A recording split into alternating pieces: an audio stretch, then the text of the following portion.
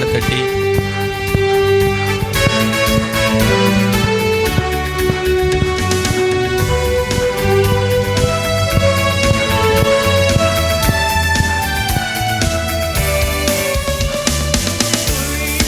புது கவியாலே பொங்க இயேசுவை பாடிடுவே.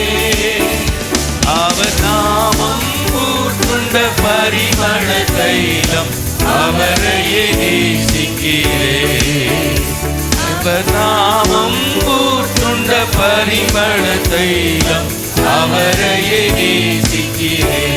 கரங்களை தட்டி அல்லேலூயா துதி அல்லேலூயா இந்த நாம் இயேசுவை பாடிடுவே.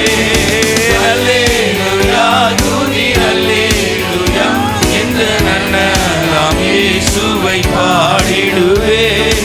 இத்தனை கிருபைகள் நித்தமும் அருளிய கர்த்தரை கொண்டாடுவே. இத்தனை கிருபைகள் நித்தமும் அருளிய கர்த்தரை கொண்டாடுவே. சென்ற காலம் முழுவதும் காத்தாரே போர் சேதமும் அணுகாமல்.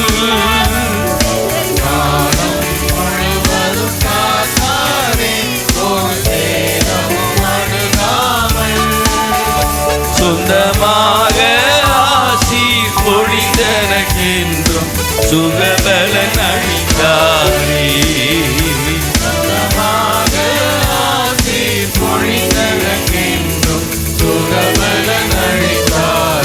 சில வேளை இமை பொழுதே தம் முகத்தை சிறு சிகர் மறைத்தாரே.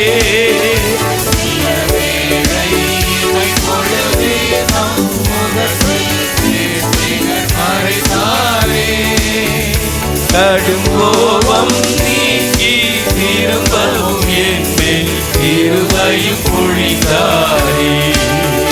கடும் கோபம் திரும்பவும் என் மேல் கிருபையும் பொழிந்தாரே. அல்லேலூயா துதி அல்லேலூயா என்று நாம் இயேசுவை பாடிடுவே. அல்லேலூயா துதி அல்லேலூயா என்று நாம் இயேசுவை பாடிடுவே. இத்தனை கிருபைகள் நித்தமும் அருளிய கர்த்தரை கொண்டாடுவே. இத்தனை கிருபைகள் நித்தமும் அருளிய கர்த்தரை கொண்டாடுவே. இத்தனை கிருபைகள் நித்தமும் அருளிய கர்த்தரை கொண்டாடுவே. இத்தனை கிருபைகள் நித்தமும் அருளிய கர்த்தரை கொண்டாடுவே. ஒரு முறை கூட இத்தனை கிருபைகள் நித்தமும் அருளி கர்த்தரை கொண்டாடுவே. கரங்களை தட்டி நன்றி செலுத்துவோம்.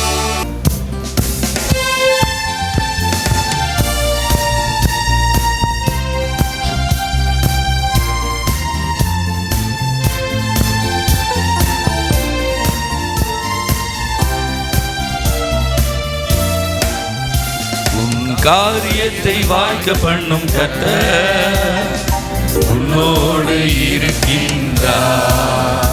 உன்னை பேர் சொல்லி அழைக்கும் கர்த்தர் உன்னை கடைசி வரை நடத்தி செல்வார்.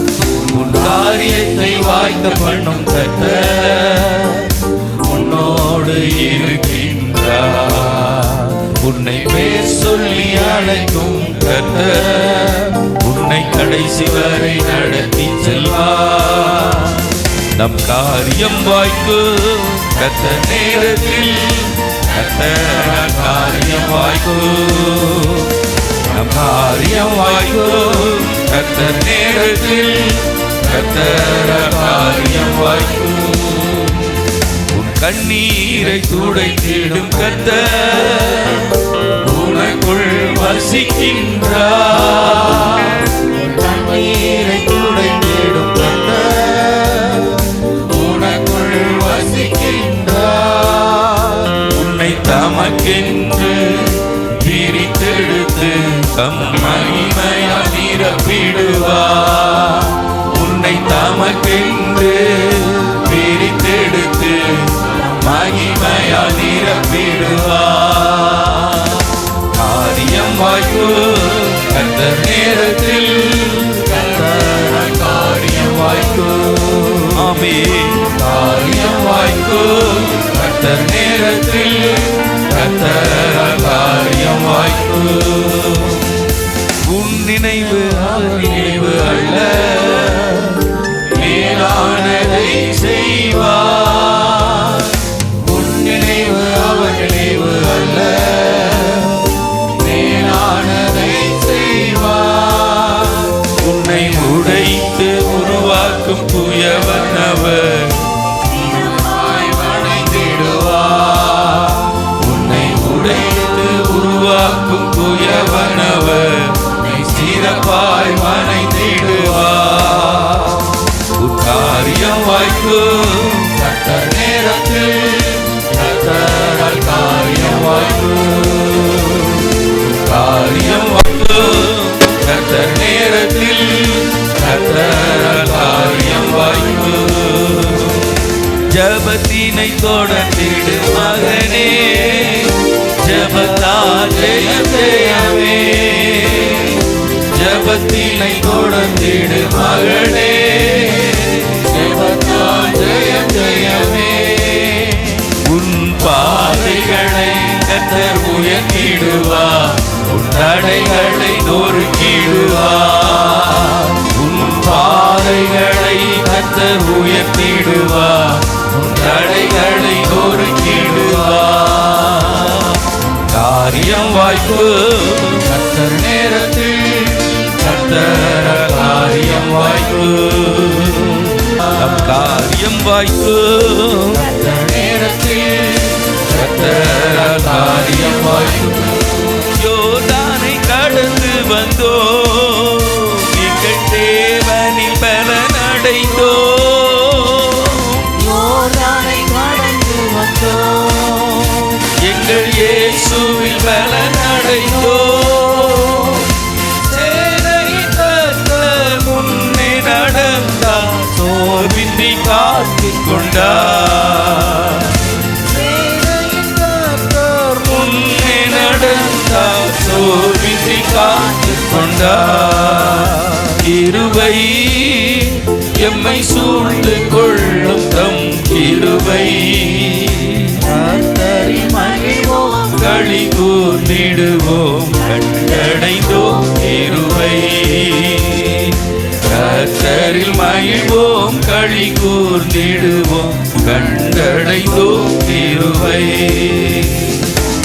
கவர்ச்சி நாயகனே, கண்களில் நிறைந்தவரே. கவர்ச்சி நாயகனே, கண்களில் நிறைந்தவரே. கரம் பிடித்தவரே, கைவிட கண்மலையே. கரம் பிடித்தவரே, கரம் பிடித்தவரே, கைவிட கண்மலையே. உமக்கே ஸ்தோத்திரம், உமக்கே ஸ்தோத்திரம், உயிருள்ள நாளெல்லாம் உமக்கே ஸ்தோத்திரம். உமக்கே ஸ்தோத்திரம், உமக்கே ஸ்தோத்திரம், உயிருள்ள நாளெல்லாம் உமக்கே ஸ்தோத்திரம். கவர்ச்சி நாயகனே, கண்களில் நிறைந்தவரே. கவர்ச்சி நாயகனே, கண்களில் நிறைந்தவரே. கரம் பிடித்தவரே, கைவிட கண்மலையே. எழுப்பி நின்று கரம் பிடித்தவரே, கைவிட கண்மலையே. ஆமென். ஹல்லேலூயா. நன்றியோடு ஸ்தோத்திரிக்கிறோம் ஆண்டவரே. ஜீவ நதியாக எங்களிடத்தில் நீர் பாய்ந்திருப்பதற்காக ஸ்தோத்திரம். ஹல்லேலூயா. உலர்ந்து போன எலும்புகளை ஹல்லேலூயா எங்கள் ஆவிக்குரிய உலர்ந்து போயிருக்கலாம். இயேசு ஆவியானவர் ஆண்டவரே நன்னோடு துதிக்கிறோம். உலர்ந்து போன எலும்புகளை எங்களை உயிர் பெயரச் செய்கிற தேவன். ஹல்லேலூயா. நன்னோடு சோதரிக்கிறோம். எதிலே உலர்ந்து போய் எங்கள் குடும்பங்கள் காணப்படுகிறதோ இயேசுவின் நாமத்தினாலே நீர் கட்டி எழுப்ப போறதற்காக ஸ்தோத்திரம் ஆண்டவரே. ஹல்லேலூயா. நன்னோடு சோதரிக்கிறோம் ஆண்டவரே. எங்கள் ஜெப ஆவியில நாங்க உலர்ந்து போயிருக்கலாம் ஆண்டவரே. ஹல்லேலூயா. உலர்ந்து போன ஆவிகளை ஜெப ஆவி ஹல்லேலூயா இந்த நாட்களிலே கடைசி நாட்களிலே மாமிசமான எங்கள் மேலே நீ உங்கள் ஆவியை ஊற்றி நீர் கட்டி எழுப்ப போறதற்காக ஸ்தோத்திரம் ஆண்டவரே. மீதமுள்ள ஆராதனை உம்முடைய கரத்தில் ஒப்படைக்கிறோம். நீரே பாதுகாத்து வழி நடத்தும் இயேசுவின் நாமத்தில் பிதாவே. ஆமென். ஆமென். இப்பவும் கோயம்புத்தூர்ல இருந்து வந்திருக்கிற ஊழியர் எவாஞ்சலிஸ்ட் பீட்டர் அவங்க கர்த்தருடைய செய்தியை கொடுப்பார்கள். கரங்களை தட்டி அவர்களை உற்சாகமாக வரவேற்போம். Praise the lord. ஆமென். கர்த்தருக்கு ஸ்தோத்திரம் உண்டாவதாக. இது ஒரு ஜெபிக்கிற சபை. அதனால ஜெபிக்கிற சபை மத்தியில் பேசுவது மிகவும் கடினமான ஒரு காரியம். ஏன்னா நீங்களே எல்லாவற்றையும் அறிந்திருக்கிறீர்கள். கண்களை மூடி ஒரு சின்ன ஜெபம் செய்வோம். பிதாவாகிய தெய்வமே, குமாரனாகிய இயேசு கிறிஸ்துவே, பரிசுத்த ஆவியாகிய எங்கள் தெய்வமே, இந்த நல்ல கால வேளையில ஆண்டவரே ஆராதனையிலே ஒரு சிலராக அமர்ந்து உங்களுடைய சத்தியத்தை கேட்பதற்காக காத்து கொண்டு இருக்கிறோம். எங்களோட கூட பேசுங்க. அடியனை மறைத்துக் கொள்ளும். இயேசு மூலம் ஜெபிக்கிறேன் ஜீவனுள்ள நல்ல பிதாவே. ஆமென். ஆமென். ஆமென். இப்போ பார்த்தீங்கன்னா உலகம் எங்கும் 2026 40 days லென்டன் டேஸ் ஆரம்பிச்சிருச்சு. கடந்த புதன்கிழமை ஆரம்பிச்சது. அநேக காரியத்தை நீங்கள் வாட்ஸ்அப்பில் நீங்கள் பார்த்துருப்பீங்க. ஒரு காரியம் என்னை தொட்டது. ஒருவேளை உங்களுக்கும் வந்திருக்கலாம். அதை நான் வாசிக்க வேண்டும் என்று சொல்லி நான் விரும்புகிறேன். அது என்னன்னு சொன்னால், புனித நாட்களில் நீங்கள் விரும்பியதை சாப்பிடுங்கள், விரும்பியதை சாப்பிடுங்கள். தியாகம் வயிற்றில் இல்லை, இதயத்தில் உள்ளது. மக்கள் இறைச்சி சாப்பிடுவதை தவிர்ப்பார்கள், ஆனால் அவர்கள் தங்கள் உடன் பிறந்தவர்களிடமோ அல்லது உறவினர்களிடமோ பேசுவதில்லை. அவர்கள் தங்கள் பெற்றோரை பார்ப்பதில்லை, தங்கள் குழந்தைகளை பராமரிப்பதும் இல்லை. அவர்கள் தங்கள் உணவை மிகவும் தேவைப்படுபவர்களுடன் பகிர்ந்து கொள்வதும் இல்லை. தங்கள் குழந்தைகளை தங்கள் தந்தை, தாய் மற்றும் அல்லது தாத்தா பாட்டிகளிடமிருந்து விலக்கி வைக்கிறார்கள். மற்றவர்களின் வாழ்க்கையை விமர்சிக்கிறார்கள். தங்கள் துணையை மோசமாக நடத்துகிறார்கள். மீன் துண்டு உங்களை ஒரு துறவியாக மாற்றாது, அதுபோல இறைச்சி உங்களை ஒரு கெட்ட நபராக மாற்றாது. மற்றவர்களுக்கு நல்லது செய்வதன் மூலம் கடவுளுடன் நல்ல உறவை தேடுவது நல்லது. நாம் குறைவான ஆணவத்துடன் மனத்தாழ்மையுடனும் இருப்போம் என்று எழுதப்பட்டிருக்குது. அது யார் எழுதுனா, போப் பிரான்சிஸ் அவர்கள் ஆங்கிலத்தில் எழுதுன தமிழ் மொழியாக்கம் பண்ணியிருக்கிறார்கள். சிந்தித்து பாருங்கள். உங்க கரங்களை விட்டுறேன். கர்த்தர் இந்த 40 நாட்களிலே நம்மோடு கூட கர்த்தர் பேசிக்கொண்டு தான் இருக்கிறார். நிறைய காரியங்கள் நானும் செய்திருக்கிறேன். அந்த காலத்தில் தாடி வளர்ப்பேன், அந்த காலத்தில் இறைச்சி சாப்பிட மாட்டேன் சின்ன வயசாக இருக்கும்போது. அதுக்கப்புறம் அந்த கர்த்தர் நிறைய காரியங்கள், இது மாதிரி நிறைய காரியங்களை பேசினார். நம்முடைய வாழ்க்கையில் ஜெபம் ரொம்ப முக்கியம், உபவாச ஜெபம் ரொம்ப முக்கியம். சில காரியத்தை பூமி எங்கும் இது ஒரு முக்கியமான நாள், உலகமெங்கும் இந்த 40 days முக்கியமான நாள். ஆகவே நிறைய வாட்ஸ்அப்பில் நீங்கள் பார்த்துருப்பீங்க, நான் 40 days இதை சாப்பிட மாட்டேன், அதை சாப்பிட மாட்டேன். எனக்கு தெரிஞ்ச ஒரு குடும்ப நண்பருடைய மகள் யூகேலேருந்து கோயம்புத்தூருக்கு அந்த 40 days ஆரம்பிக்கிறதுக்கு முன்னாடி வந்தாங்க. கொஞ்ச நாள் ஜாலியாக எல்லாத்தையும் சாப்பிட்டாங்க. அந்த 40 days ஆரம்பித்த உடனே நான் இதை தொடமாட்டேன் என்று சொன்னார்கள்.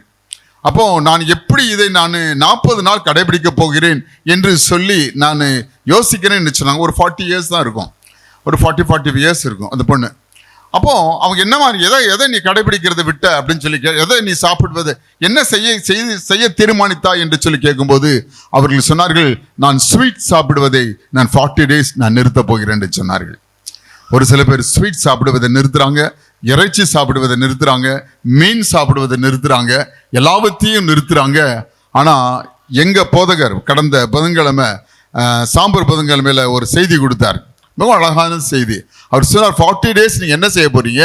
அதற்கு அவர் அதுக்கு சொன்ன காரியம் என்னென்ன சொன்னார்னா, அதிகமாக வேதம் வாசிங்க, இந்த மல்டி மீடியா இருக்கு பாருங்க, இது போன்றத ஃபுல்லா ஒதுக்கிடுங்க அப்படின்னாரு. இது உங்களை வாழ்க்கை கொண்டு போகாது. 40 நாள் இதை தொடாதீங்க. ஃபோன் மாத்திரம் அட்டன் பண்ணுங்க.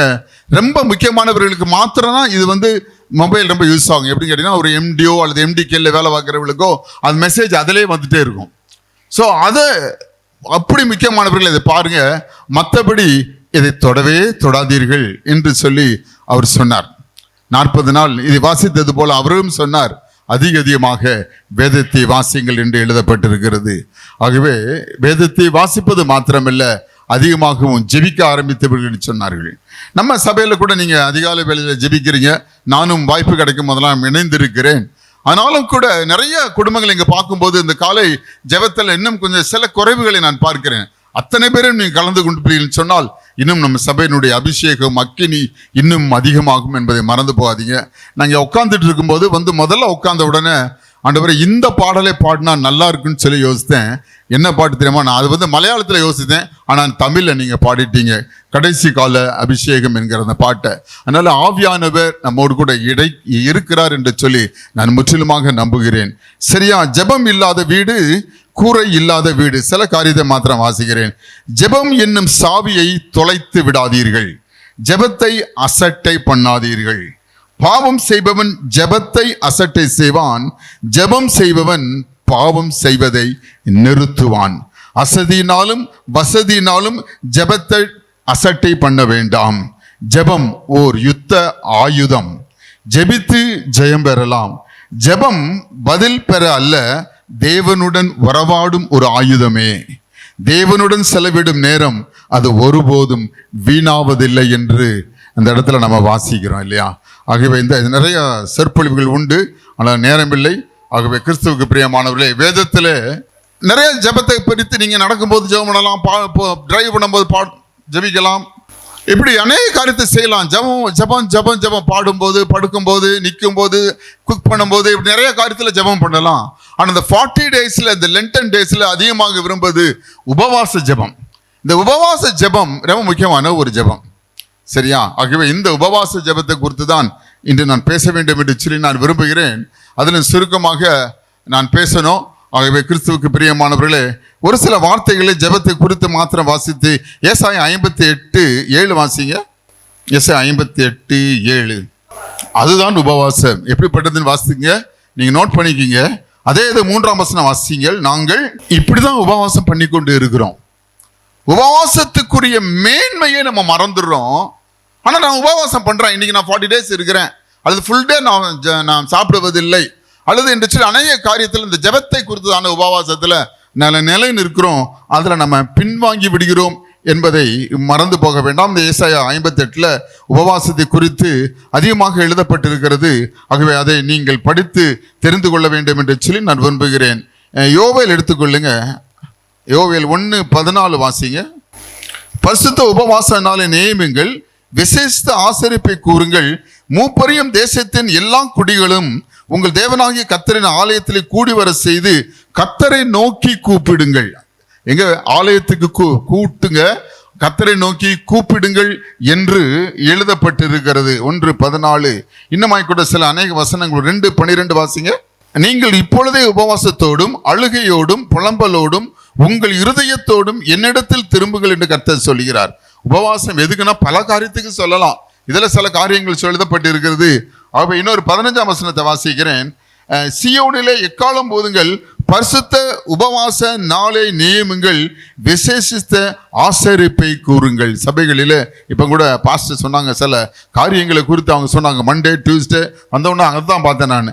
Monday Tuesday Wednesday Thursday Friday Saturday என்று சொல்லி அதில் சில லீடர்ஸ் பேரையும் போட்டு இது இந்தந்த இடத்துல நடைபெறும், இதில் கலந்து கொள்ளுங்கள் என்று எழுதியிருக்கிறாங்க. உண்மையாகவே ஒரு நல்ல திட்டம். இப்படிப்பட்ட உபவாச நாட்களையும் ஜெப நாட்களையும் நியமிக்க வேண்டியது அவசியம். நியமித்தது மாத்திரம் பத்தாது. பாஸ்டர் யாருக்காக நியமிக்கிறாங்க? நமக்காக நியமிக்கிறாங்க, சபைக்காக நியமிக்கிறாங்க, நம்ம ஆசீர்வாதத்துக்காக நியமிக்கிறாங்க.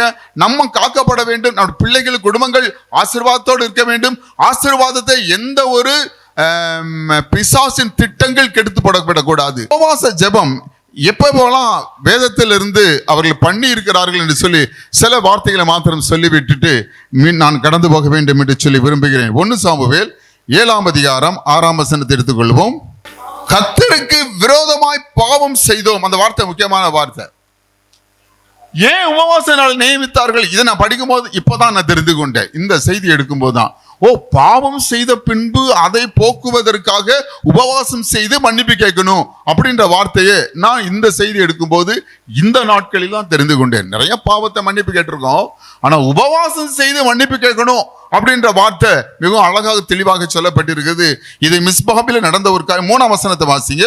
அப்பொழுது சாமுவேல் கர்த்தரிடத்தில் திரும்புவார்கள், ஆனால் அந்நிய தேவர்களையும் வாசிங்க, அஸ்தரோத்தையும் இதெல்லாம் விளக்கணும். நிறைய காரியத்தை நீ பாவம் செய்தபடினாலே பெலிஸ்தர் கையில நீ சிக்கி கொண்டு இருக்கிறாய், பிசாசின் கையில சிக்கி கொண்டு இருக்கிறாய். ஏதோ ஒரு காரியம் உன்னை அதிகமாக ஆட்கொண்டபடினாலே அதை ஆராதித்துக் கொண்டிருக்கிறாய். ஒருவேளை இந்த நாட்களை நான் தெளிவா சொல்ல வச்சுங்களேன், ஒரு மொபைல் போன் உங்களை ஆராதனையை தடுக்கிறது என்று சொன்னால் அது உங்களுக்கு அது விக்கிரகம் மாதிரி இருக்கிறது என்று வைத்துக் கொள்ளுங்கள்.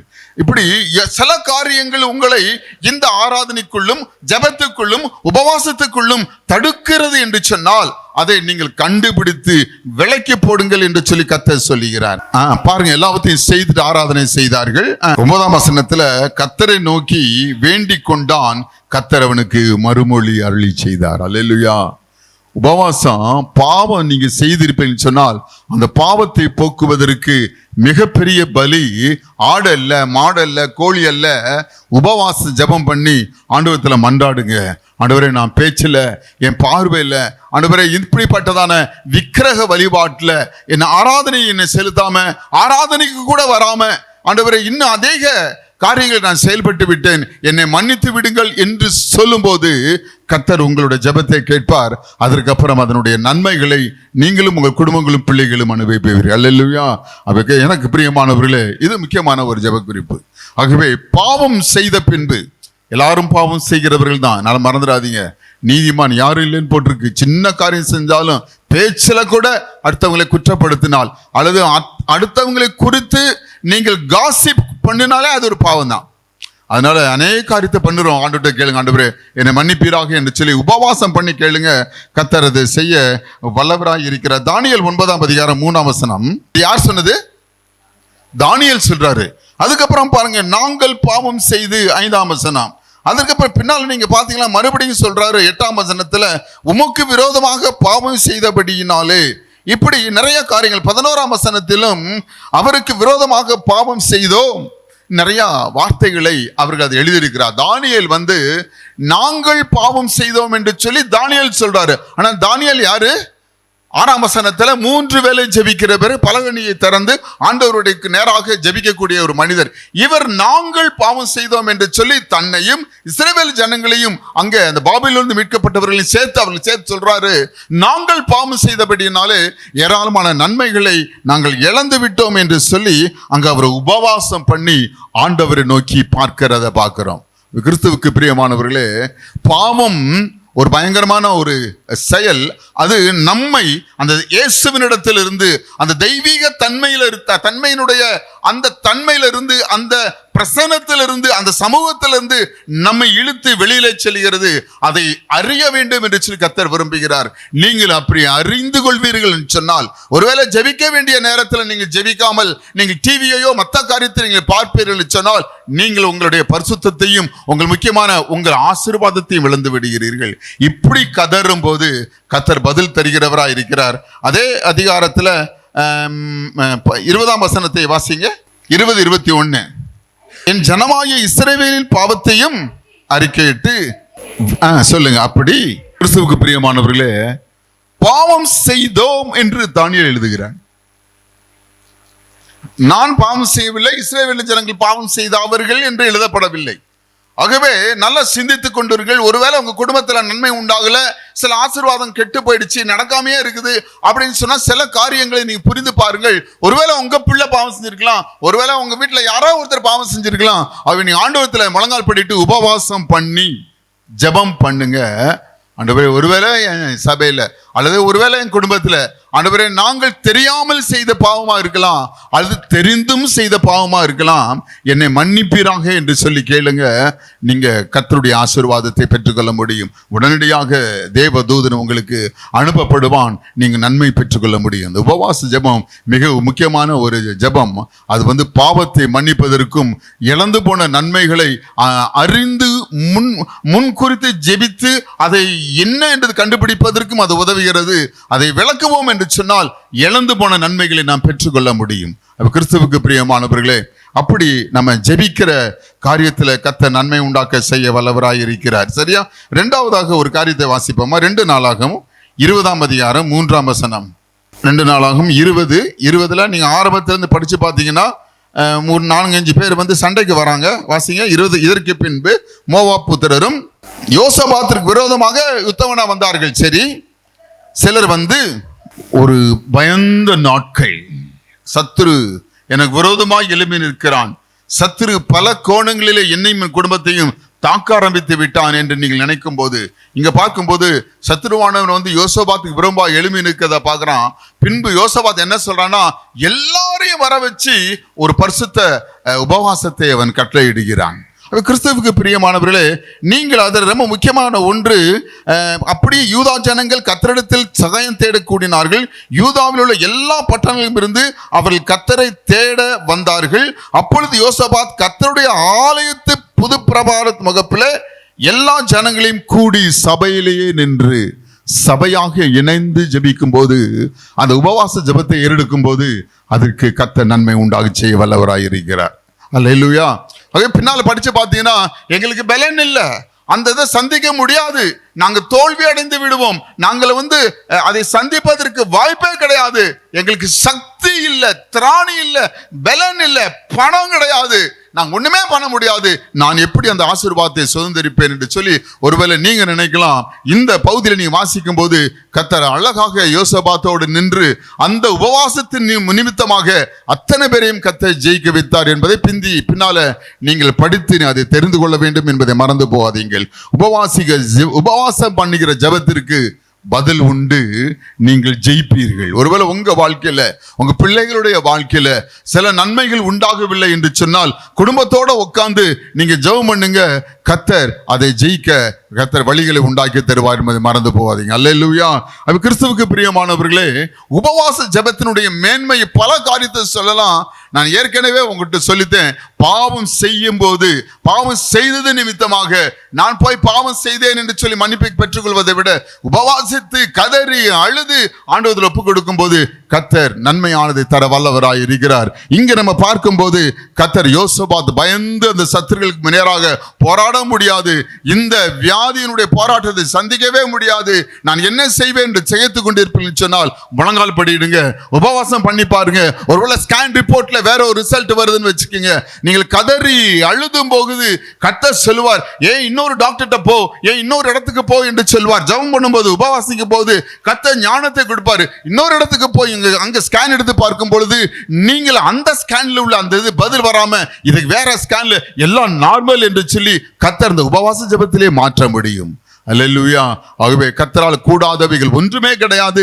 உபவாசம் ஜெபம் தான் உங்களை மாற்றி தரும். உங்களை சகல காரியத்தில் வீணான செலவுகள், சத்துருவின் போராட்டங்கள், பயங்கள், வியாதிகள் போன அனைத்து காரியத்தையும், இங்கே பயம்தான் எழுதப்பட்டிருக்குது. ஆகவே உங்க பயத்தையும் எடுத்து போட உபவாசம் ஜெபம் என்பது மிகப்பெரிய ஒரு ஆயுதம் என்பதை மறந்து போய் விடாதீர்கள். சரியா? ஆகவே கிறிஸ்துவுக்கு பிரியமானவர்களே, நீங்கள் ஜெபம் பண்ணுங்க, உபவாசம் பண்ணி கர்த்தரை தேடும்படி அன்போடு கேட்டுக் கொள்கிறேன். எஸ்ரா 8ஆம் அதிகாரம் 21, 22, 23 வாசிங்க. இது நீங்க அப்படியே ஓகே, நீங்க படிச்சு பாருங்க. அங்க பார்க்கும்போது கீழே 23ஆம் வசனத்துல, அப்படியே நாங்கள் உபவாசம் பண்ணி எங்கள் தேவனிடத்திலே அதை தேடினோம், எங்கள் விண்ணப்பத்தை கேட்டருளினார். அல்லேலூயா. இங்க இஸ்ரா அங்க பார்க்கும்போது வழி தெரியாமல் திகைத்து கொண்டிருந்த சூழ்நிலை, வழியிலே சத்துருவை விலக்கி எங்களுக்கு துணை செய்யும்படிக்கு முன்னால படிச்சு பார்த்தீங்கன்னா, நாங்கள் எங்கள் தேவனுக்கு முன்பாக எங்களை தாழ்த்துகிறதற்கும் எங்களுக்காகவும் எங்கள் பிள்ளைகளுக்காகவும் எங்கள் சகல பொருள்களுக்காகவும் செவையான வழியை தேடுகிறதற்கும் நான் அங்கே அந்த அகவா நதி அண்டையிலே உபவாசத்தை கூறினேன் என்று எழுதப்பட்டிருக்கிறது. நம்முடைய பிள்ளைக்காக, நம்ம குடும்பத்துக்காக நீங்க ஒரு டேட்டை ஃபிக்ஸ் பண்ணுங்க. நான் இதை யோசிக்கும் போது, நான் அந்த காலத்தில் பேங்க்ல வேலை பார்க்கும்போது, இப்போ ரிட்டையர்டு, பேங்க்ல வேலை பார்க்கும்போது திடீர்னு ஒரு நாள் லீவ் போடுவேன். மனைவிக்கே தெரியாது, திடீர் ஒரு நாள் லீவ் போடுவேன். அவங்க சீக்கிரம் ஸ்கூலுக்கு போயிடுவாங்க, நான் போக மாட்டேன், அங்கேயே இருப்பேன். 10லேருந்து 2 மணி வரைக்கும் உபவாச ஜெபம் பண்ணுவேன்.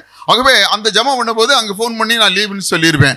அப்படி நான் திடீரென்று நான் ஃபிக்ஸ் பண்ணும்போது, நான் என் குடும்பத்துக்கு, என் பிள்ளைகளுக்காக நான் ஜெபிக்கும் போது ஏராளமான நன்மைகளை கூட கர்த்தர் எனக்கு தந்திருக்கிறார். எங்களையும் குடும்பத்தையும் கர்த்தர் நினைத்தருளி இருக்கிறார். என்ன வழி எங்களுக்கே தெரியாத சூழ்நிலையில என்ன பண்றதுனே தெரியல ஆண்டவரே என்று தகைப்பான சூழ்நிலையிலும் கூட கர்த்தர் எங்களுக்கு வழிகளை உபவாச ஜெபத்தின் மூலமாக திறந்து கொடுத்திருக்கிறார். உங்கள்கிட்ட ஏற்கனவே நான் ஷேர் பண்ணியிருக்கேன், மறுபடியும் ஞாபகப்படுத்துறேன். என்ன அப்படின்னு சொன்னீங்கன்னா, நான் கொரோனா பீரியட்ல என் பையனுக்கு வந்து கிட்டத்தட்ட 26-27 வயசு ஆயிடுச்சு. கல்யாணம் ஆகணும், நான் பெண் பார்க்கணும், அதை நான் பயோடாட்டா ப்ரிப்பேர் பண்ணணும். ஒண்ணுமே ப்ரிப்பேர் பண்ணாத சூழ்நிலை. என் பையனுக்கு அவன் எம்ஏ முடிச்சிருக்கிறான், அவன் சரியான வேலை கிடைக்கல, அங்கும் இங்கும் போய் எல்லா வீட்லையுமே தோல்வி, நிரந்தரமா எதுவுமே கிடைக்க மாட்டுது. அந்த சூழ்நிலையில இவனுக்கு திருமணம் ஆகணும், வயசாயிட்டே போகுது, வேலையும் இல்லை, திருமணமும் நடக்கல. கொரோனா பீரியட் நாங்கள் குடும்பமா உட்காந்து என் சன்னோடு சேர்ந்து நாங்களும் உட்காந்து கதறி அழுது ஜெபித்து கொண்டு இருந்தோம். அப்போ திடீரென்று கொரோனா பீரியட் கொஞ்சம் எண்ட் ஆகிற டைம்ல ஒருத்தர் ஃபேமிலி எங்களை தேடி வந்தாங்க. அவங்க ஸ்வீட்டோட வராங்க. அவங்க யாருன்னு எனக்கு தெரியும், ஆனா அந்த அளவுக்கு உறவு இல்லை. ஸ்வீட்டோட வராங்க. என்னங்க, என்ன விஷயம், வாங்க உள்ள அப்படின்னு சொல்லும்போது, இல்ல உங்க பையனை கேட்க வந்திருக்கோம் அப்படின்னாங்க.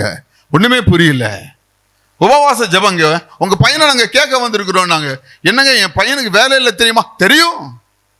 எங்க பையனுக்கு எந்த ஒரு இதுவுமே பயோடாட்டா கூட ப்ரிப்பேர் பண்ணல, தெரியும். நாங்க என் பொண்ணை கொடுக்க வந்திருக்கேன், அவ்வளவுதான் அப்படின்னாங்க. என்னங்க இப்படி சொல்றீங்கன்னு கேட்டா, என் பொண்ணு அங்க ஐடில வேலை பார்க்குறான், நான் என் பொண்ணு அங்க ஐடில வேலை வச்சு உங்க சன்னுக்கு நம்ம ஏதாவது வேலை தேடுவோம் அப்படின்னு சொன்னாங்க. கடைசியில் அந்த திருமணம் நடந்து முடிந்தது. கர்த்தர் அந்த நிச்சயம் பூ வைக்கிறதுக்கு முன்பதாகவே என் சன்னுக்கு ஒரு வேலையும் கர்த்தர் கட்டளையிட்டார். அல்லேலூயா. உபவாச ஜெபம். பிள்ளைகளுக்கு குழந்தை இல்லையா, திருமணம் ஆகலையா, வேலை இல்லையா, குடும்பமா உபவாசம் ஜெபம் பண்ணி பாருங்க, கர்த்தர் நன்மையானதை தருவார். ஆகவே எனக்கு பிரியமானவர்களே, நன்மையை கர்த்தர் தர வல்லவராய் இருக்கிறார். ஏன் இது உபவாசம் ஜெபம் பண்ண அவருக்கு தெரியாதா? உன் வேண்டுதல் எனக்கு தெரியும் என்று சொன்னாரு. இல்லமாக உன்னையும் உன் குடும்பத்தையும் உன் பிள்ளைகளையும் ஒடுக்கி ஆண்டவரத்தில் நெருங்கி உட்கார்ந்து ஆண்டவரே என்று சொல்லி கேட்கும் போது கர்த்தர் அதுல ரொம்ப பிரியமா இருக்கிறார். அல்லேலூயா. கர்த்தர் நன்மையானதை தர வல்லவராய் இருக்கிறார். உபவாசத்தின் மூலமாக நீங்கள் நன்மை பெற்றுக்கொள்ள முடியும் என்பதையும் மறந்து போய் விடாதீர்கள். இன்னொரு இடத்துல வாசிப்போம். நியாயாதிபதிகளின் புஸ்தகம் 20ஆம் அதிகாரம் 26-27 வாசிங்க. 20 போதும். இங்க பார்க்கும்போது பென்யமீன் கோத்திரத்தார் இஸ்ரவேலின் ஜனங்களோடு சண்டையிட்டு இஸ்ரவேல் நிறைய பேரை அவங்க கொன்று போட்டுறாங்க. இப்படியே அடிக்கடி தோத்து போகும்போது இஸ்ரவேலின் ஜனங்கள் என்ன பண்றாங்க பாருங்க, சபையில போய் அவங்க கதறாத பார்க்கிறோம். பார்த்தீங்களா? அப்பொழுது இஸ்ரவேல் புத்திரராகிய சகல ஜனங்களும் புறப்பட்டு தேவனுடைய வீட்டிற்கு போய், மறந்துடாதீங்க, தேவனுடைய வீடு சபை, மறந்து போ, வீட்டிற்கு போய் அங்கே கர்த்தருடைய சந்நிதியில அழுது தரித்திருந்து உட்கார்ந்து நாள் முழுதும் அன்று சாயங்காலம் மட்டும் உபவாசித்து, வெரி குட் வேர்ட்ஸ், டீப்பா திங்க் பண்ணி பாருங்க, நிறைய பேசலாம். இதை நாங்க செய்யும் போது பின்னால கடைசியில வாசிக்கிறோம் 28ஆம் வசனம், யுத்தம் பண்ண புறப்படலாமா போகக்கூடாதா என்று அவரிடத்துல விசாரிக்கிறாங்க. கர்த்தர் சொல்றார், நீ போ என்று சொல்லி கர்த்தர் கட்டளையிடுகிறார். நீங்களும் நானும் கூட அப்படிப்பட்ட தெய்வத்தை தான் வச்சிருக்கோம். இப்ப கூட பாடும்போது எலியாவின் தேவனே என்று சொல்லி பாடினோம் இல்லவா? அதே தேவன் தான் இன்று நம்மோடு கூட இருக்கிறார். ஆண்டவர்கிட்ட கேளுங்க, ஆண்டவரே இங்க எனக்கு ஒரு துப்பு கிடைச்சிருக்கு, என் பொண்ணுக்கு ஒரு மாப்பிள்ளை அங்க இருக்கு, போகலாமா வேண்டாமா? கர்த்தர் சொல்லுவார். ஐயா என் பையனுக்கு இங்க இருந்து ஒரு ஆர்டர் வந்திருக்கு, ஜாயின் பண்ணலாமா வேண்டாமா, ஒரு மாதிரி டைலமால இருக்கே அப்படின்னு சொல்லும்போது கர்த்தர் ஒருவேளை நீங்க ஜெபிப்பீர்கள் சொன்னால் வேற ஒரு ஆர்டர் வரும், நீ அதை விட்டுட்டு இதுக்கு ஜாயின் பண்ணு என்று சொல்வார். கர்த்தரால் கூடாதவைகள் ஒன்றுமே கிடையாது. எனக்கு நடந்தது 1900 இங்கதான் அமெரிக்கன் காலேஜில் அமெரிக்கா பிகாம் முடித்தேன். பின்பு அமெரிக்கன் காலேஜ் ஸ்கூலில் டீச்சராக ஒரு 6 மாதம் வேலை பார்த்தேன். அப்போ தான் +1 +2 வருது. அப்போ திடீரென்று அங்கேயும் அந்த காலத்திலேருந்து நிறையா இந்த மாதிரி குழப்பம் தானே. அப்போ நான் +2 முடிச்சு, சரி அந்த ஃபஸ்ட்டு +2 வெளியில் வருது. அந்த அந்த பீரியட்ல, அந்த எஜுகேஷன் பீரியட்ல வந்து என்னையும் சேர்த்து வெளியே தள்ளிட்டாங்க. வேற ஒருத்தர் உள்ள போட்டாங்க. அதே பிகாம் படிச்சவர் தான். நானும் பிகாம் படிச்சு வெளியே போயிட்டேன். அப்புறம் மெஜரா கோர்ட்ஸ்ல ஒரு வருஷம் வெறும் 300 ரூபாய்க்கு வேலை பார்த்தேன். அதுக்கப்புறம் அதையும் எனக்கு கிடைக்குன்னு ஒரு நம்பிக்கையில் 4-5 பேரை நம்பினேன். அதுவும் போயிடுச்சு. அதுக்கப்புறம் இங்கே லோக்கல்ல டிஎஸ்பி விக்டர் 3 நினைக்கிறவங்களுக்கு அவருடைய செக்யூரிட்டி கம்பெனியில் வெறும் டீ மாத்திரம் குடிச்சிட்டு வேலை பார்த்தேன். அது எனக்கு கொஞ்சம் பிடிக்கல. அப்பதான் நானும் என் ஃப்ரெண்டு யோசித்த முடிவு பண்ணி, சரி நம்ம இனிமேல் நல்ல ஒரு வேலைக்கு ட்ரை பண்ணணும்னு சொல்லி நானும் அவனும் சேர்ந்து உட்காந்து அந்த எக்ஸாம் படிக்கிற மாதிரி எல்லா புக்கையும் வாங்கி படிக்க ஆரம்பிச்சோம். கடைசியில் பார்த்தா எல்லாவற்றிலும் நாங்கள் பாஸ் பண்ணோம். எல்லா இன்டர்வியூ சந்திக்க ஆரம்பிச்சோம். கடைசியில் இந்த பேங்கை நாங்கள் செலக்ட் பண்ணோம். அதுக்கப்புறம் எனக்கு பார்த்தா யுனைடெட் இந்தியா இன்சூரன்ஸ் வந்துச்சு. அப்புறம் ஸ்டாஃப் செலக்ஷன் கமிஷன் டெல்லி வந்துச்சு. நிறைய வந்தது. அவர் கத்தர் இதை செலக்ட் பண்ணும்படி கத்தர் உதவி செய்தார். அதுவே எனக்கு பிரியமானவர்களே, நான் அந்த நாட்களிலே சென்ட் ஜார்ஜஸ் வாலிப கூட்டத்திலையும் வாலிப மத்தியிலையும் சேர்ந்து அவர்கள் மூலமாக கூட கிராமங்களுக்கு அந்த மதுரை காமராஜ் யூனிவர்சிட்டி போற வழியில உள்ள எல்லா கிராமங்களுக்கும் நான் கிராம ஊழியம் பண்ணியிருக்கேன். மெகாஃபோன் வச்சு நான் பேசுவேன், இன்னொருத்தர் ரிப்பீட் பண்ணுவாங்க. அந்த மாதிரி எல்லாம் ஊழியம் பண்ணியிருக்கேன். கத்தர் என்னை நினைத்தேரினா எனக்கு ஒரு வேலையை கொடுத்து செலக்ட் பண்ணும்படி கத்தர் உதவி செய்தார். அல்லேலூயா. என்னை 8வது உயரத்துல இப்ப கோயம்புத்தூர்லயும் உட்கார வச்சிருக்கார். கத்தருக்கு மகிமை உண்டாவதாக. நீங்கள் உபவாசித்து ஜெபிப்பீர்கள் சொன்னால், கத்தரிடத்தில் விசாரிப்பீர்கள் சொன்னால், இதான் அந்த வார்த்தை. அவர்கள் விசாரித்தார்கள். கத்தர் அதை நடத்த வல்லவராய் இருந்தார். அப்ப என்ன பாருங்க, யுத்தம் பண்ண புறப்படலாமா புறப்படலாகாதா என்று அவர்கள் விசாரித்தார்கள். எதற்கு? உபவாசம் பண்ணி ஜெபித்தார்கள். கத்தர் அவர்களுடைய விசாரிப்பை கேட்டறினார். அது கிறிஸ்துவுக்கு பிரியமானவர்களே, நிறைய காரியங்களை சொல்லலாம். இன்னும் வேகமாக கடந்து போக வேண்டியிருக்கிறபடினாலே இன்னும் நான் சொல்லி ஒன்று நான் சொல்லி நான் முடிக்க வேண்டும் என்று நான் விரும்புகிறேன். இன்னொரு வார்த்தை என்னை வாசிக்க கேட்போமா? நெகேமியா 1 அதிகாரம் 1-4 வாசிங்க. இந்த வார்த்தைகளை கேட்டபோது, இந்த பாரமான வார்த்தைகளை கேட்டபோது நான் உட்கார்ந்து அழுது சில நாளாய் துக்கித்து உபவாசித்து மன்றாடி பரலோக தேவனை நோக்கி. காதுல விழுந்த செய்தி, ஒரு பயங்கரமான செய்தி. என் பிள்ளைகளுக்கு நடந்திருக்குது. என் அலங்கம் இடிக்கப்பட்டு கிடக்குது. நம்ம பயங்கரமா இருக்குது பாருங்க.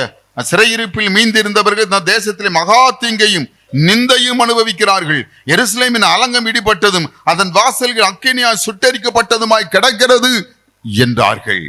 இது ஒரு பாரமான செய்தி. இந்த பாரமான செய்தியை கேட்டுட்டு நெகேமியால சும்மா இருக்க முடியல. அவர் உபவாசித்து துக்கித்து அழுது புரண்டு, தெய்வமே, பரலோக தெய்வமே என்று சொல்லி கதை ஆரம்பித்தார். பின்பு அந்த அலங்கம் கட்டப்பட்டதெல்லாம் உங்களுக்கு தெரியும்.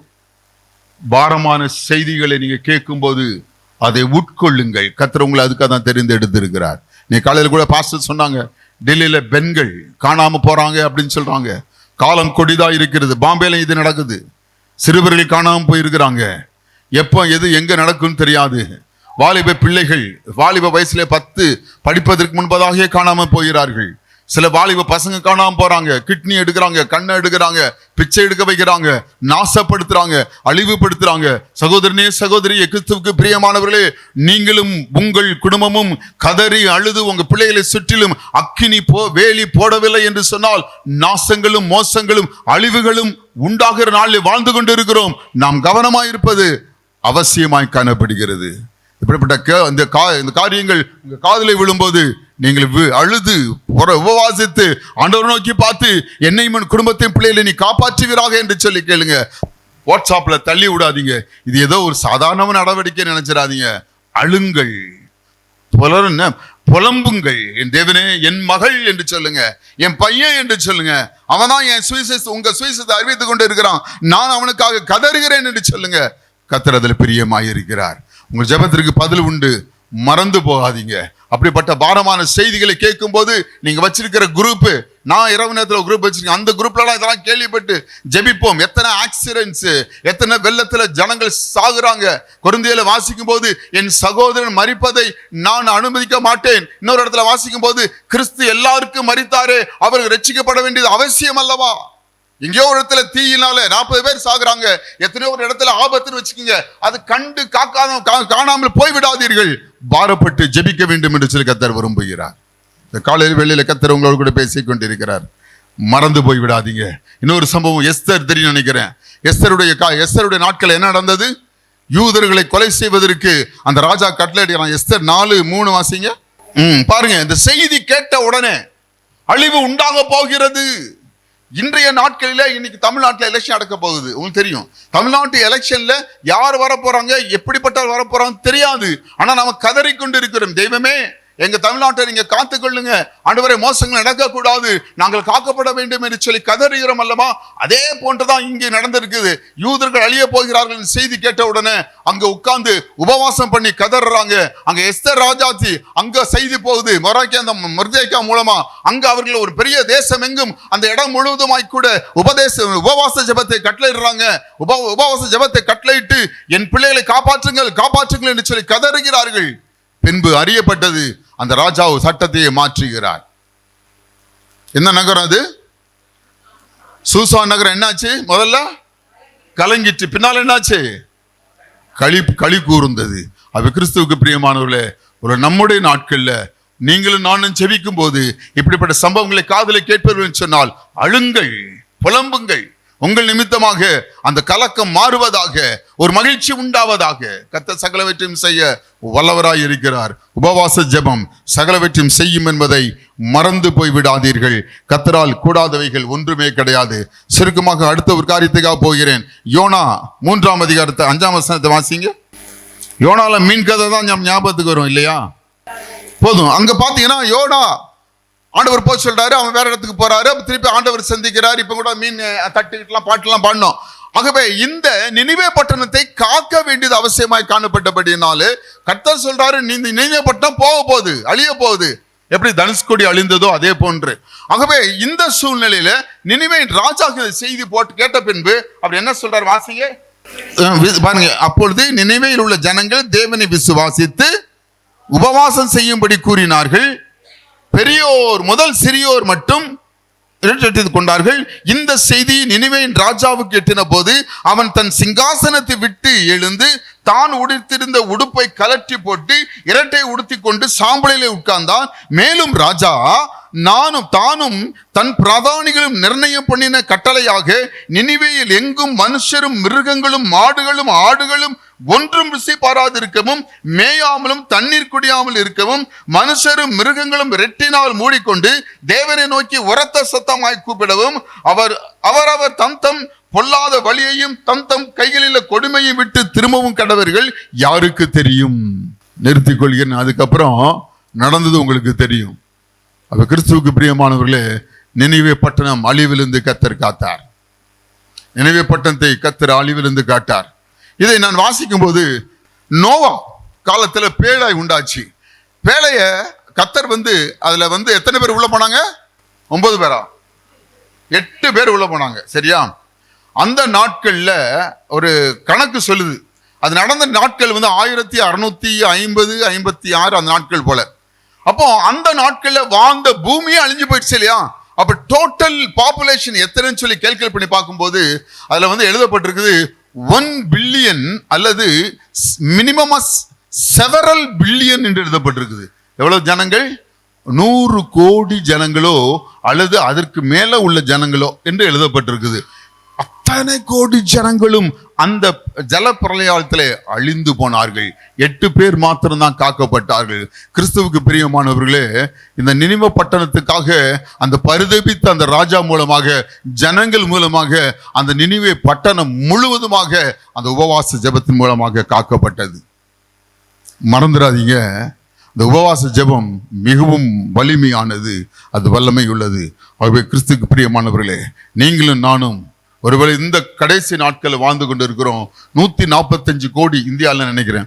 அத்தனை கோடி ஜனங்களை மீட்பதற்கு நீங்களும் நானும் உபவாசம் ஜெபம் பண்ணுவோம் என்று சொன்னால் ஒருவேளை நிறைய பேரை ரட்சிக்க முடியும். நம்ம பக்கத்து வீட்டுக்காரங்க ரட்சிக்கலாம், எதிர் வீட்டுக்காரங்க ரட்சிக்கலாம், நம்ம கூட வேலை பார்க்கிறவங்களை ரட்சிக்கலாம், நம்ம ஃப்ரெண்ட்ஸை ரட்சிக்கலாம். கர்த்தர் அப்படிப்பட்டதான ஒரு சத்தியத்தை உங்களுக்கு வெளிப்படுத்துகிறார். பாரமுள்ள இருதயமாக கர்த்தர் உங்களை இருக்க வேண்டும் என்று சொல்லி விரும்புகிறார். ஆகவே அது ரட்சிப்புக்கு வழி உண்டாகும் என்று மறந்து போகாதீங்க. அந்த உபவாச ஜெபம் வழிகளையும் ஆயத்தங்களை உண்டாக்கி தரும். இயேசு ஊழியம் பண்ணுவதற்கு முன்பதாக 40 நாள் உபவாசம் பண்ணினார், தன்னை ஆயத்தப்படுத்தினார், தன்னை ஒப்பு கொடுத்தார், தன்னுடைய எல்லாவற்றையும் இந்த ஜனங்கள் ரட்சிக்கப்பட வேண்டும் என்று சொல்லி ஒப்பு கொடுத்தார். அதே போல் நீங்களும் ஒப்பு கொடுங்க. கர்த்தர் பெரிய காரியத்தை கர்த்தர் செய்வாராக. தலைகளை தாழ்த்தி ஜெபிப்போமா? எல்லாருமே தலைகளை தாழ்த்தி Hallelujah. Thank you, Jesus. Thank you, Lord. Thank you, Jesus. ஆண்டவரே சொல்லுங்க. Hallelujah. Thank you, Lord. கர்த்தரதில் பிரியமாயிருக்கிறார். தேவன் வருகின்றார் வேகம் இறங்கி. எதை விதைத்தாயோ அதையே அறுப்பாய். சொல்லுங்க ஆண்டவரே. எதை விதைத்தாயோ அதையே அறுப்பாய். எல்லா நீதிக்கும் கூலி பெறுவாய். எதை விதைத்தாயோ அதை அறுப்பாய். எல்லா நீதிக்கும் கூலி பெறுவாய். கல்வாரி சிலுவை அண்டிடுவார். கர்த்தரை நம்பி ஜீவித்து வா. இயேசு கிறிஸ்து வருகின்றார். இந்த கடைசி காலத்திலே கர்த்தரை குத்தின கண்கள் யாவும் கண்டு புலம்பிடுதே. கர்த்தரை குத்தின கண்கள் யாவும் கண்டு புலம்பிடுதே. ஏழாம் தலைமுறை ஏனோ குறைந்த எல்லாம் நிறைவேறும் காலம் நெருங்க. கடைசி காலத்திலே ஜெப நாட்களாய் நாம் இதை வேறு பிரித்திருக்கிறோம். மற்ற திருச்சபைகளும் ஜெபத்திற்கென்றும் கர்த்தருடைய வார்த்தையை தியானிப்பதற்கென்றும் ஒரு இலையுதிர் காலமாக, இல்லை என்றால் ஒரு மறுமலர்ச்சியின் காலமாக அவங்க திட்டம் பண்ணி இருக்கிற இந்த நாட்களிலே கர்த்தர் தன்னுடைய மகனை கொண்டு இன்னும் ஒரு படி மேலாக உங்களுடைய நேரத்தை உபவாசங்களிலே ஜெபிக்க அவர் விரும்புகிறார். எல்லாருடைய கண்களும் மூடி இருக்கிற வேளையில் நான் பேசின ஊழியர் கூட உங்களை பார்க்க போகிறதில்ல. நான் வாரத்துக்கு ஒரு முறையாகிலும் உபவாசித்து ஜெபிப்பேன், ஜெபிக்க முயற்சி செய்கிறேன்றவங்க தயவுசெய்து உங்களுடைய கரங்களை உயர்த்துங்கள். உங்கள்கிட்ட அக்கிரமம் இல்லாமல் இருக்கலாம், ஆனால் தேசத்தில் அக்கிரமம் இருக்கு. அவருடைய நாமம் தெரிப்பிக்கப்பட்ட ஜனங்கள் தங்களை தாழ்த்தாமல் தங்கள் கோணலான வழிகளை விட்டு விலகாமல் இருக்கிறார்களே. ஹல்லேலூயா. எல்லா நீதிக்கும் அவங்க கூலி பெறக்கூடாது. எல்லா நீதிக்கும் அவங்க கூலி பெறக்கூடாது. நீதிமானா மாறி இருந்தோம். வலது கைக்கு இடது கைக்கு வித்தியாசம் அறியாத ஜனங்கள் நம்முடைய தேசத்திலே உண்டு. பலிகாடாக மாறுகிற அநேகர் உண்டு. அறியாமையிலே வலது கைக்கும் இடது கைக்கும் வித்தியாசம் அறியாத ஜனங்கள் உண்டு. அவங்க நரகத்தில் இருந்து எனக்கு நீ அறிவிக்கவில்லை, எனக்காக நீ ஜெபிக்கவில்லை என்று அவர்கள் நம்மை குற்றம் சாட்டக்கூடாது. ஹல்லேலூயா, ஹல்லேலூயா. தேவன் வருகிறார். அவர் வருகைக்கு முன்பு ஒரு பெரிய சந்ததி திரள் கூட்டம் ஆண்டவரை ஏற்றுக்கொள்ளப் போகிறபடினால் ஸ்தோத்திரங்களை செலுத்துவோம். அதற்கு உங்களுடைய ஜெபம், அதற்கு உங்களுடைய பணம், அதற்கு உங்களுடைய கண்ணீர், அதற்கு உங்களுடைய அலைச்சல், அதற்கு உங்களுடைய உபவாசம் கூட காரணமாக இருக்க போகிறபடினால் ஸ்தோத்திரங்களை செலுத்துவோம். மற்ற ஜெபங்களில் எல்லா early morning prayer, Tuesday zoom prayer எல்லாவற்றிலும் காணப்பட கர்த்தர் ஒவ்வொருவரோடும் பேசும் ஐயா. அதன் பிரதிபலனை அவர்கள் அனுபவிக்க நீர் கிருபை தாரும். இயேசுவின் மூலம் கேட்கிறோம் எங்கள் நல்ல பிதாவே. நம்முடைய கர்த்தராகிய இயேசு கிறிஸ்துவுடைய கிருபையும் பிதாவாகிய தேவனுடைய அன்பும் பரிசுத்த ஆவியானுடைய ஐக்கியமும் வழிநடத்துதலும் இன்றும் சதா காலங்களிலும் நாம் அனைவரோடும் இருப்பதாக. ஆமென். என் ஆத்துமாவே கர்த்தரை ஸ்தோத்திரி, என் முழு உளமே உடைய பரிசுத்த நாமத்தை ஸ்தோத்திரி. என் ஆத்துமாவே கர்த்தரை ஸ்தோத்திரி, அவர் செய்த சகல உபகாரங்களை மறவாதே. ஆமென், ஆமென். God bless you.